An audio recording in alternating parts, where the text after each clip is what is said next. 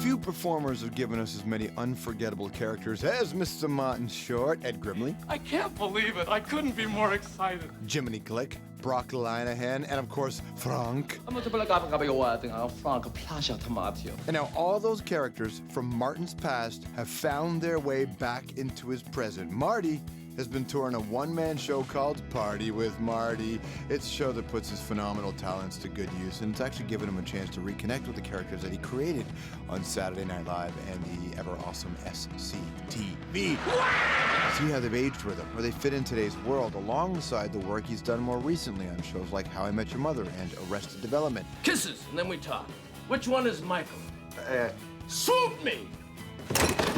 Now Martin's returning to another important part of his past, his hometown, Hamilton, Ontario. And he's doing it by working on a new TV special called I, Martin Short, Goes Home. If you don't get the reference, look at some of the classic SCTV shows. August 1967. The backseat of Ford Galaxy. And you, Lucille Morielli, allow me, Brock Linehan, to have my way. The show reunites him with some of his pals from SCTV, many who've become family to him. And it returns Marty, who's lived in LA, New York, and Toronto, back to his roots. Mr. Martin Short. I thought I was supposed to walk in? Yeah. How are you? Well, let me walk out again. I'll come in. All right, show again. Martin Short, everybody. Oh, thank you. Thank you. Thank you so much. This is so much fun. Where's George? Hey, buddy. Hey, honey. Nice to see you. How are you? Nice to see you. How's things? Very lovely. Tell me about I, Martin Short, Goes Home. Tell them about Oh, it's a special that I have shot for the CBC, and it's I Return to Hamilton. I, Martin Short, is myself. Goes Home is the education I acquired in Hamilton.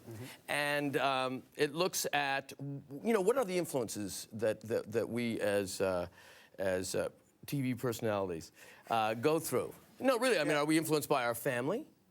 Or is it the city we grew up in? Or is it just the influences that, if you listen to Michael Bublé and your phonograph, what are the things that make you into choosing to be an actor? Did you know the answers to those questions before you went home? Well, I think in my case, it's certainly bits of everything. Certainly, growing up in Hamilton was a very nurturing, fun, hip city to grow up in.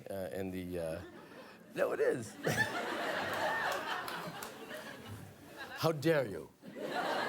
And my family, of course, wildly hip. My mother was a concert mistress. My brother Michael is a 2 Emmy-winning writer. I mean, I have all throughout the family are artists. Your brother's in episodes of SCTV at the bar. That's right. He was Mike the bartender. Yeah. Yeah, he was. He was in SCTV before I got in. He kind of weaseled me in. Did you learn anything about yourself making this? At one point when you were shooting this and going back to Hamilton and reliving some of this, did you go, oh yeah, I forgot about that. I forgot that was a big role. Not really, because, no, because it's all fictitious. I mean, I play Norbert Red Reese, the third-string quarterback for the Hamilton Tiger Cats, who's about 5'7" and never gets to play. And then I play him. He never existed. Or that my great influence was Mason McGilvery, a puppeteer played by Fred Willard. He never happened. So then I wonder if you were to create Ed Grimley today, would he be the same character? Well, I probably, because I didn't know why he was funny then. Do you know what I mean? Really, I mean, it was that kind of, when I was creating Ed Grimley, I was doing this piece in Second City Stage with Catherine O'Hara and Peter Aykroyd, brother of Danny, and it was called Sexist, and it was 2 people applying for the one job. One woman wildly qualified, masters and everything, and Ed Grimley worked at Alcesso, a very nice gas station with a car wash on the side. But he just kind of looked, like my hair, and it's kind of the shirt. And then, but I used to grease it a little bit at the front, and Peter Aykroyd said, boy, your hair's getting taller every performance. So as a joke, I put it right into a point, walked out, the audience laughed, and I thought, isn't that what I'm trying to accomplish anyway? I guess I'll leave the hair. And then I said later, oh, it's an abstract, because I was just making it up. So I think that a lot of times you do things, you get into a character or a type of person, And if you play it sincerely without trying to be funny, sometimes it can be funny. Damages and all these other shows, all of a sudden you're appearing in these shows, and for the longest time you weren't in shows like this in comedies. Tell me about the decision to be in this. I think it's just, to be quite honest, I found these kind of Damages, 1 season, no contract past that. How I Met Your Mother, just do 5 episodes, don't do a contract after that. It's what I find interesting at this point in my career, which is to just keep it a tremendous variety, and you're part of that, but you're not doing that every day for 7 years, or you're not doing this every, 12 hours a day for 3 years. And I think we've lost your mic. Where'd it go? His mic's hiding. Your mic wants to go towards your crotch. I've done a lot. What'd you say? Your mic wants to go towards your crotch. Your mic is drawn. I've seen my crotch, and I don't blame my mic. There we go. Oh, hello.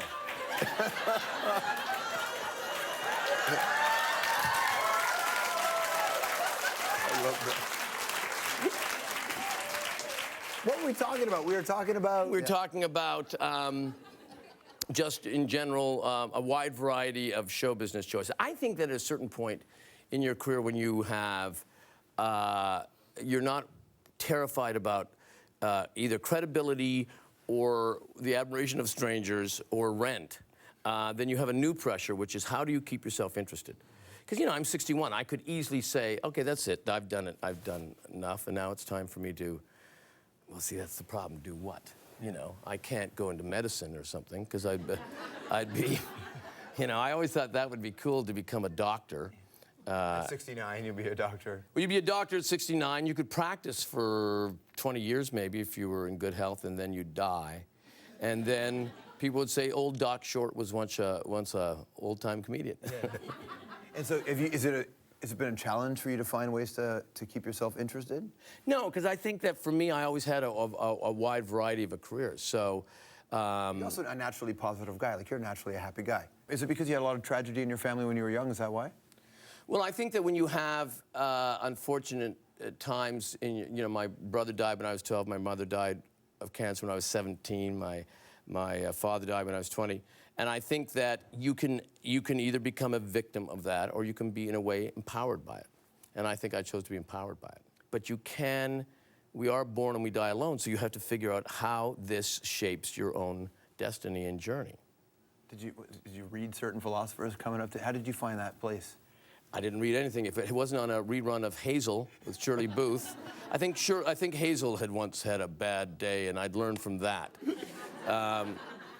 Pop-up philosophy books I was a big fan of, but when it came to heavy reading, not when there was a TV show to watch. That's amazing. Yeah. Stick around, all right? We're going to find out which comedian Martin's learned the most from. Anthropology with Martin Short after this. Oh, that's a good question. Yeah. Finally, a good question.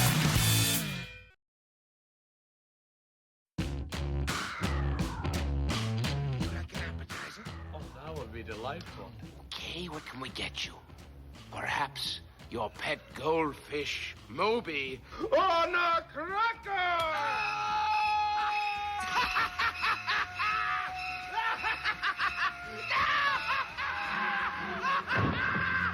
Coming this summer to a theater near you. Whatever Happened to Baby Ed. Back with Martin Short and the wonderful John Candy, that 1983. That's right. For that one. I mean, it being Halloween. Whatever happened to Baby Ed? Watching other people. Anyway, you've been Grimly. Candy's been Grimly. Christopher Guest has been Grimly. Howard Cosell was Grimly. That's incredible. Yeah. It's a small hip club. Did anybody ever knock on your door during Halloween and dress as a character you once played? Yeah, Ed Grimley. Yeah. And I've had Ed Grimley, and I had Jackie Rogers Jr., and I had Jiminy Glick. 3 different Halloweens. What was that like when you opened the door? I think it's stranger for them, because they didn't know whose house it was. Can you imagine? Oh, shit. Well, I think it was more upsetting for them because I was dressed as Irving Cohen. They weren't ready. They were expecting for your to see performance. Me. Yeah. Was Halloween big when you were a kid? Did you get into it? It was. I always wanted my kids to do this outfit, and I don't know why it's never landed. You take a coat hanger around your neck, and you hang material. You paint your face in argyle stripes. You tie a shoe to your neck, and you go as an upside-down leg. Don't you think that's clever? That's a great idea, actually. None of my kids would do it. They wouldn't do it at all, eh? Maybe you can try it out. Yeah, I think it's a little desperate. I think at a certain point you don't go out as Halloween. It's just kind of, it is for, I used to go as a hobo or something. That's the key one. That's because that's an easy one. But I mean, did you continue going out in Halloween when you were like 18, 19, 20, 21? I think I stopped at about maybe 13 or 14. Yeah, but then, not anymore. But then as you get older, then you go to some kind of bar and everybody's dressed up. Oh yeah, now he's 63-year-old. I'm a kitty cat.